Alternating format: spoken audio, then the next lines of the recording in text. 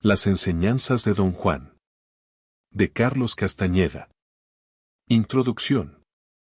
Durante el verano de 1960, siendo estudiante de antropología en la Universidad de California, Los Ángeles, hice varios viajes al suroeste para recabar información sobre las plantas medicinales usadas por los indios de la zona.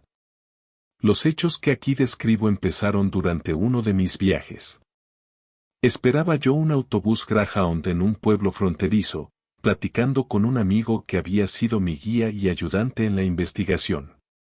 De pronto se inclinó hacia mí y dijo que el hombre sentado junto a la ventana, un indio viejo de cabello blanco, sabía mucho de plantas, del peyote sobre todo. Pedí a mi amigo presentarme a ese hombre. Mi amigo lo saludó, luego se acercó a darle la mano.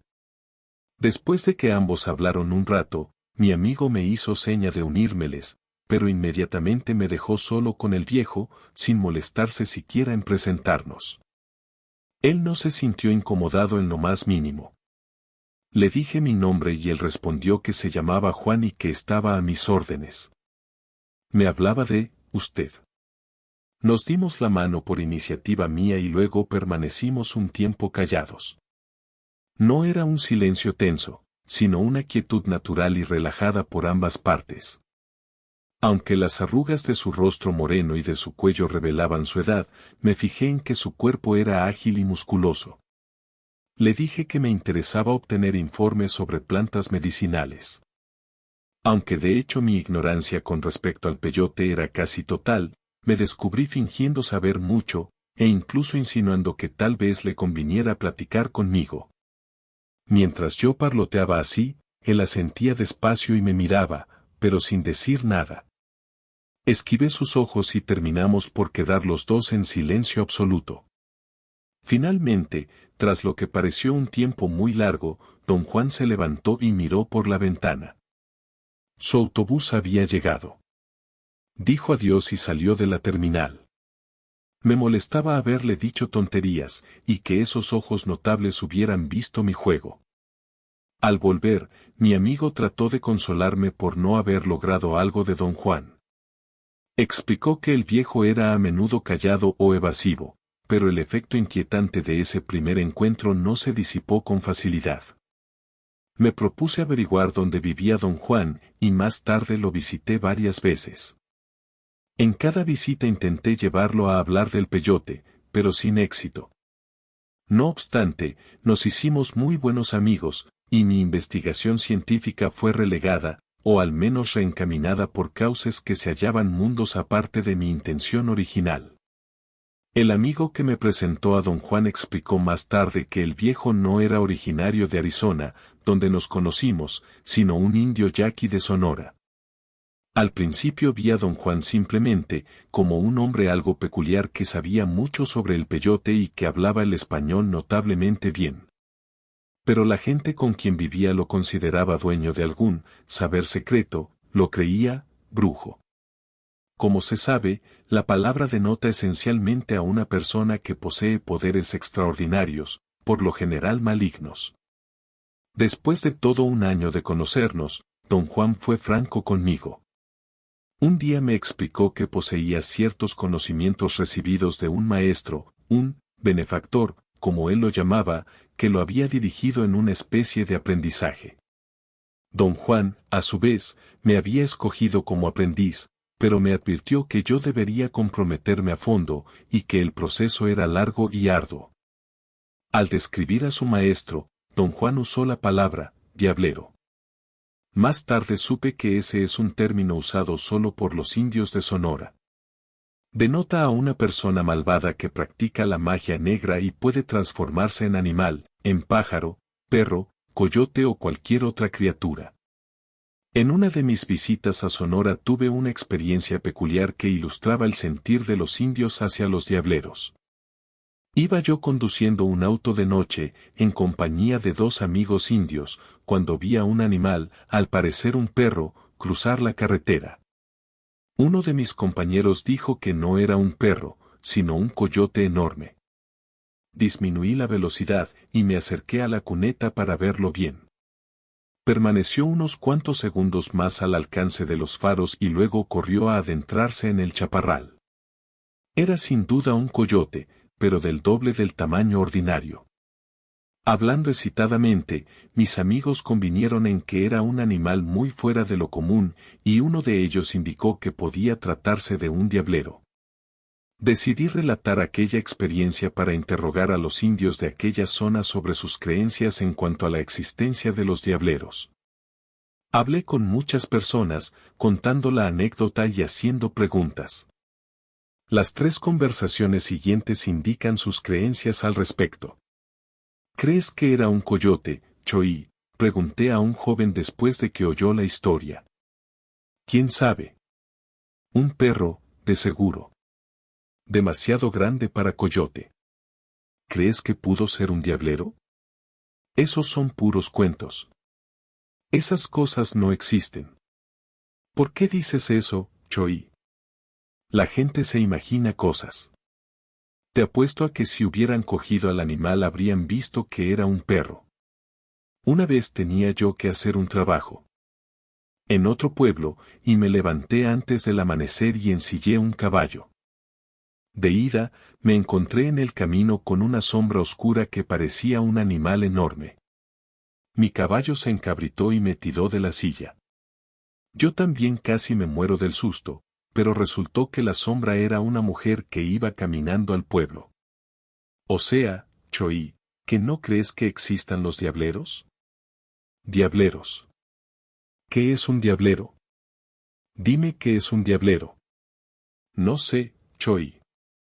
Manuel iba conmigo esa noche y dijo que el coyote podría haber sido un diablero. ¿Tú no puedes decirme qué es un diablero? Diz que un diablero es un brujo que cambia de forma y toma la que quiere.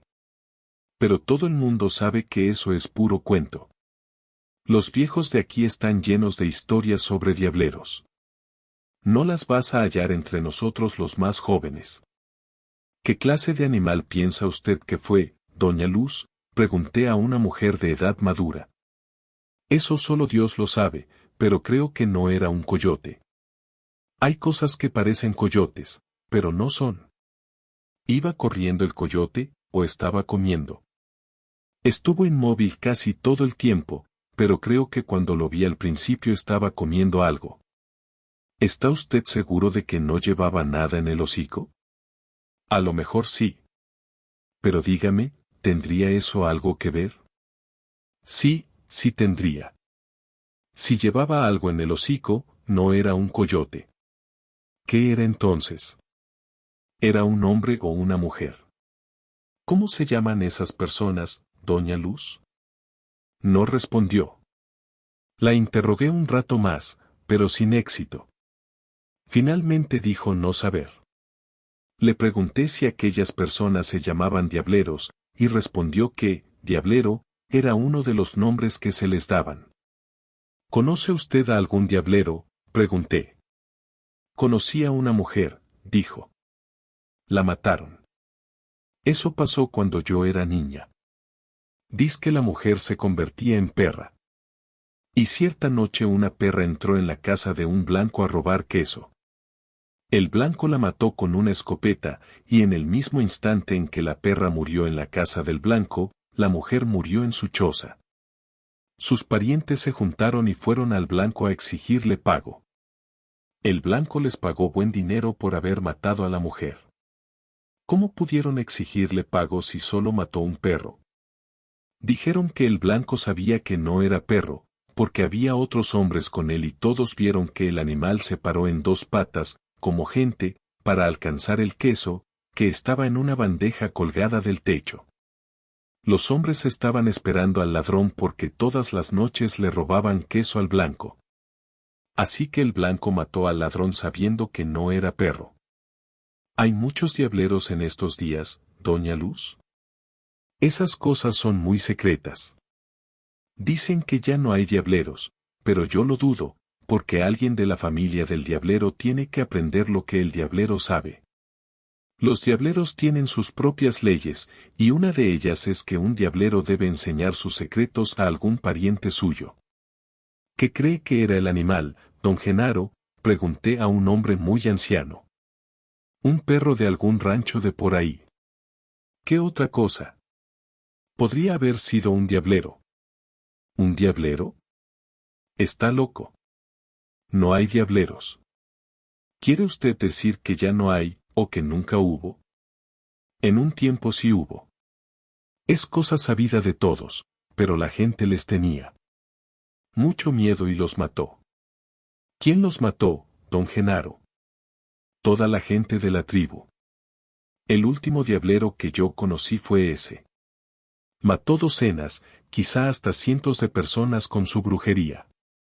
No podíamos tolerar eso y la gente se juntó y una noche le cayeron por sorpresa y lo quemaron vivo. ¿Cuándo fue eso, don Genaro? En 1942. ¿Lo vio usted? No, pero la gente todavía lo comenta. Dicen que no quedaron cenizas. Aunque la estaca era de madera verde. Todo lo que quedó al final fue un gran charco de grasa. Aunque don Juan tildaba de diablero a su benefactor, nunca mencionó el sitio donde había adquirido su saber ni identificó a su maestro. De hecho, don Juan revelaba muy poco de su vida personal.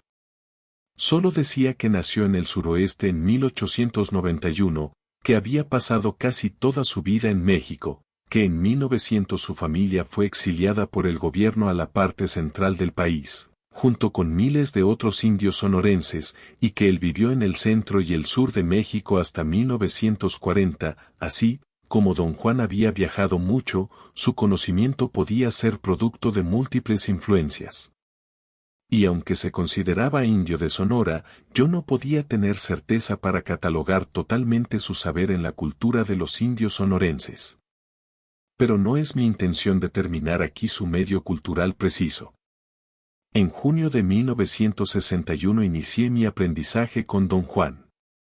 Anteriormente lo había visto en diversas ocasiones, pero siempre en calidad de observador antropológico. Durante esas primeras conversaciones, yo tomaba notas en forma encubierta. Luego, confiando en mi memoria, reconstruía toda la conversación. Pero cuando empecé a participar como aprendiz, tal método de tomar notas se dificultó mucho, pues nuestras conversaciones se referían a muchos temas diferentes. Entonces don Juan me permitió, aunque tras de vigorosa protesta, anotar abiertamente cuanto se dijera. También me habría gustado tomar fotos y hacer grabaciones, pero no quiso permitírmelo. Serví como aprendiz primero en Arizona y después en Sonora, porque don Juan se mudó a México durante el curso de mi preparación. El procedimiento que seguí fue verlo durante unos cuantos días cada determinado tiempo. Mis visitas se hicieron más frecuentes y más largas durante los meses de verano de 1961, 1962, 1963 y 1964. En retrospectiva, pienso que este método de conducir el aprendizaje impidió que la enseñanza fuera completa, porque retrasó la venida del compromiso pleno indispensable para convertirme en brujo. Sin embargo, el método fue benéfico desde mi punto de vista personal, porque me dio un poco de distancia, y eso fomentó a su vez un sentido de examen crítico que habría sido imposible de lograr si yo hubiera participado continuamente, sin interrupción. En septiembre de 1965 interrumpí voluntariamente el aprendizaje. Varios meses después de mi retirada, medité por primera vez en la idea de ordenar sistemáticamente mis notas de campo. Como los datos que había reunido eran bastante voluminosos e incluían mucha información miscelánea, empecé por tratar de establecer un sistema de clasificación. Dividí los datos en grupos de conceptos y procedimientos interrelacionados y dispuse tales grupos en orden jerárquico de importancia subjetiva, es decir, de acuerdo con el efecto que cada uno había tenido sobre mí. En esa forma llegué a la siguiente clasificación: usos de plantas alucinógenas, procedimientos y fórmulas empleados en la brujería, adquisición y manipulación de objetos de poder, usos de plantas medicinales, canciones y leyendas. Reflexionando sobre los fenómenos experimentados, advertí que mi intento de clasificación no había producido sino un inventario de categorías, cualquier intento de refinar mi plan no daría, por tanto, sino un inventario más complejo. Eso no era lo que yo deseaba. Durante los meses siguientes a mi abandono del aprendizaje, necesité comprender lo que había experimentado. Y lo que había experimentado era la enseñanza de un sistema coherente de creencias por medio de un método pragmático y experimental. Desde la primera sesión en que participé, se me había hecho manifiesto que las enseñanzas de Don Juan poseían cohesión interna. Una vez decidido definitivamente a comunicarme su saber, procedió a hacer sus explicaciones por pasos ordenados. Descubrir ese orden y comprenderlo resultó para mí una tarea en extremo difícil. Mi incapacidad de lograr una comprensión parece haber nacido del hecho de que, tras 4 años como aprendiz, seguía siendo un principiante. Resultaba claro que el conocimiento de Don Juan y su método de transmitirlo eran los de su benefactor, así, mis dificultades para comprender sus enseñanzas debieron de ser análogas a las que él mismo experimentó. Don Juan aludía a nuestra similitud como principiantes en comentarios incidentales sobre la incapacidad de comprender a su maestro durante su propio aprendizaje. Tales observaciones me llevaron a creer que para cualquier principiante, indio o no, el conocimiento de la brujería se hacía incomprensible por las características extranjeras de los fenómenos que el aprendiz experimentaba.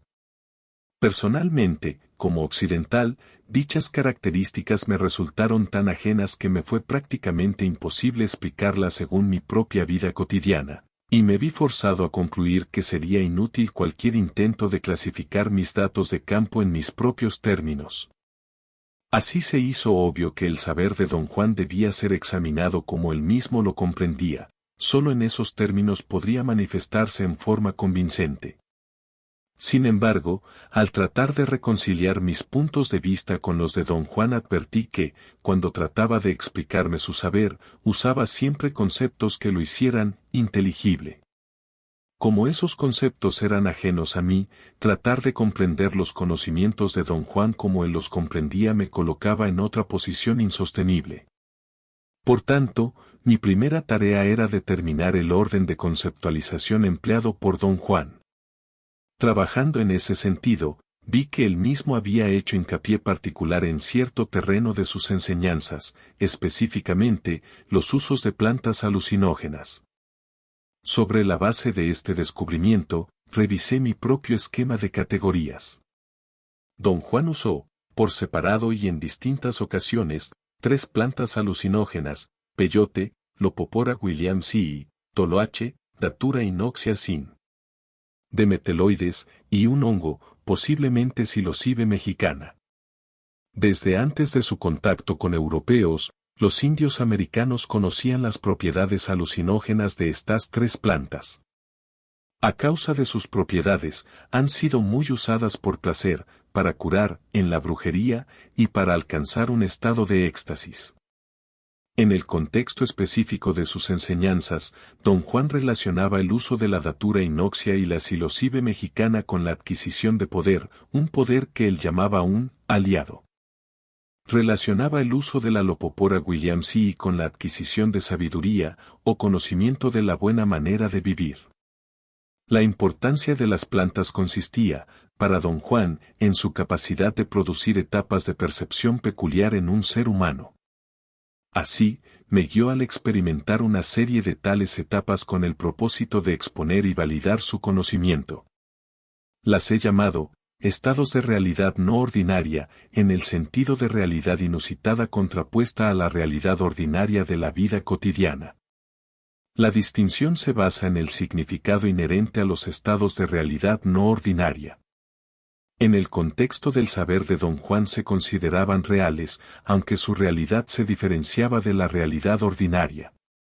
Don Juan consideraba los estados de realidad no ordinaria como única forma de aprendizaje pragmático y único medio de adquirir el poder. Daba la impresión de que otras partes de sus enseñanzas eran incidentales a la adquisición de poder. Este punto de vista permeaba la actitud de Don Juan hacia todo lo que no estaba conectado directamente con los estados de realidad no ordinaria. A través de mis notas de campo hay referencias dispersas al sentir de Don Juan. Por ejemplo, en una conversación insinuó que algunos objetos poseen en sí mismos cierta cantidad de poder.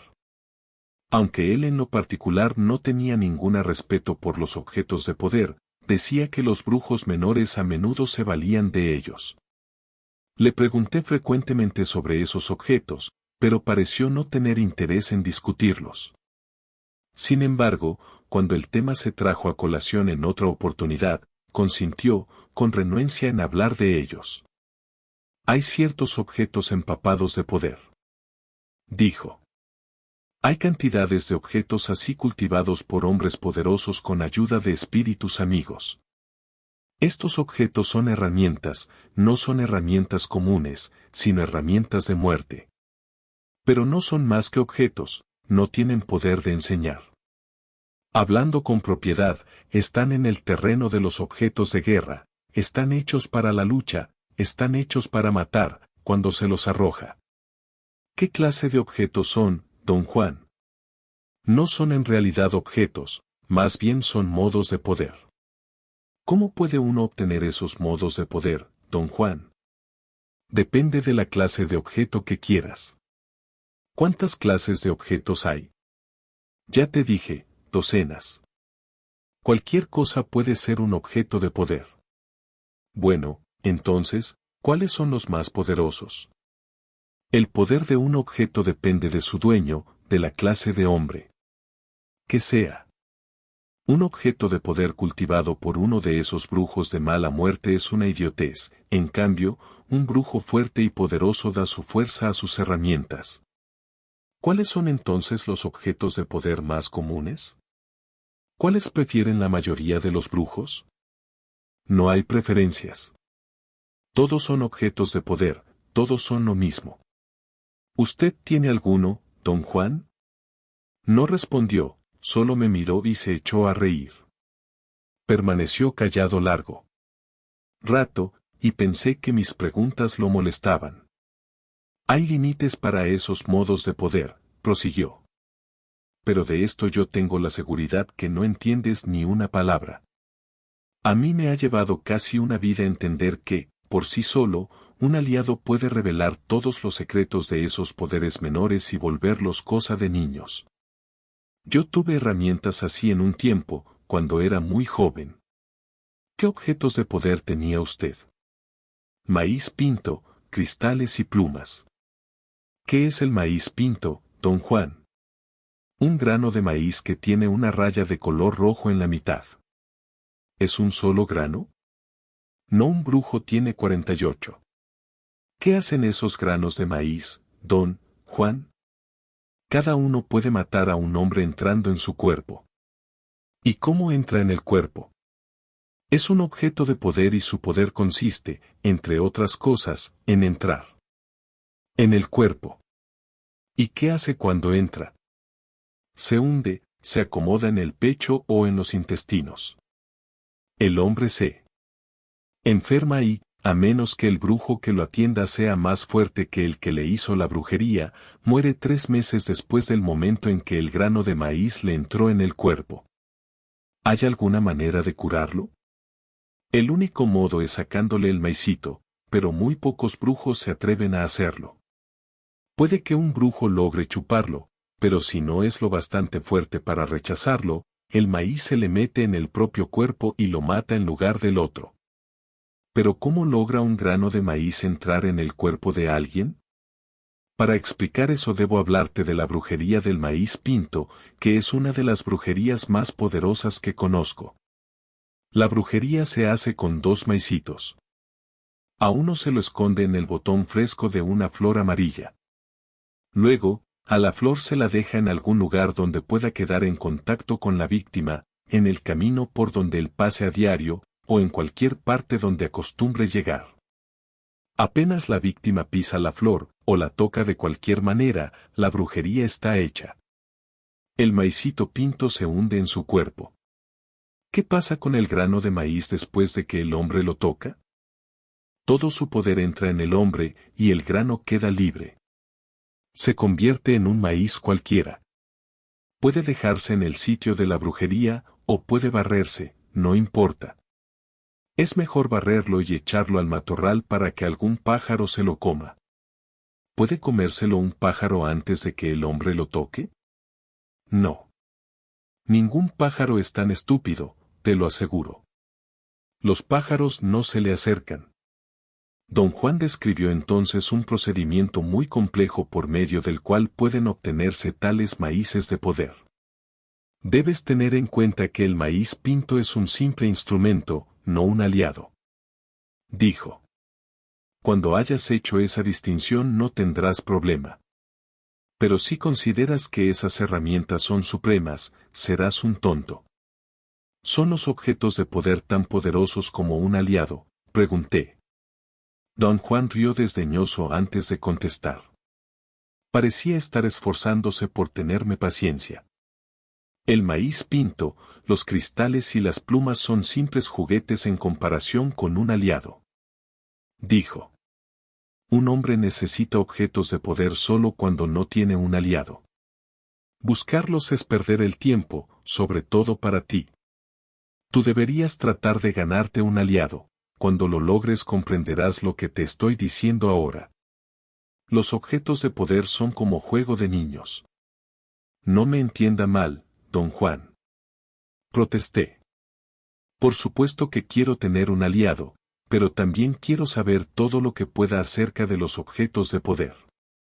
Usted mismo ha dicho que saber es poder. No, dijo categórico. El poder depende de la clase de saber que se tenga. ¿De qué sirve saber cosas que no valen la pena?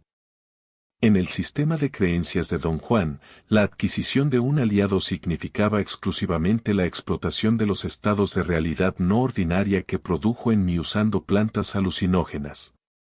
Creía que enfocando dichos estados y omitiendo otros aspectos del saber que él impartía, yo llegaría a una visión coherente de los fenómenos experimentados. Por tanto, he dividido este libro en dos partes.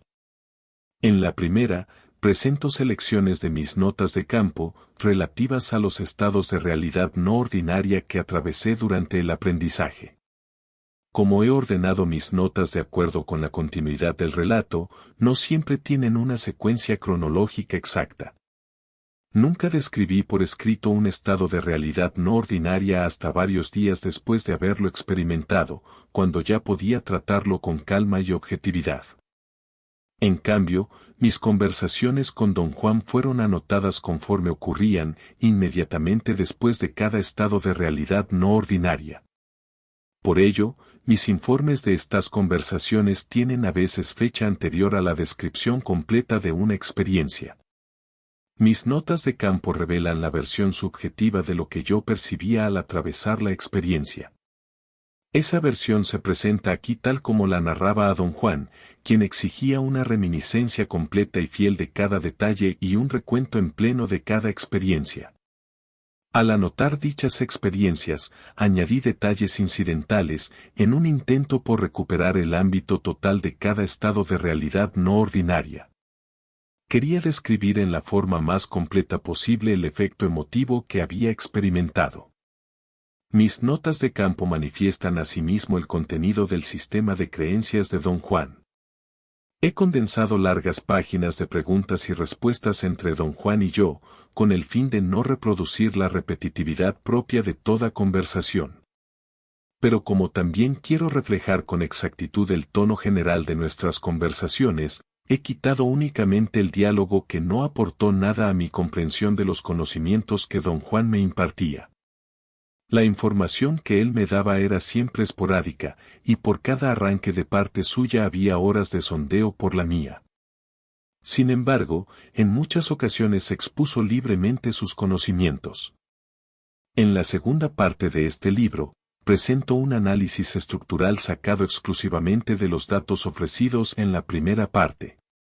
A través de mi análisis intento cimentar los siguientes argumentos. 1. Don Juan presentaba sus enseñanzas como un sistema de pensamiento lógico. 2. El sistema solo tenía sentido examinado a la luz de sus propias unidades estructurales. Y 3. El sistema estaba planeado para guiar al aprendiz a un nivel de conceptualización que explicaba el orden de los fenómenos que había experimentado el mismo aprendiz.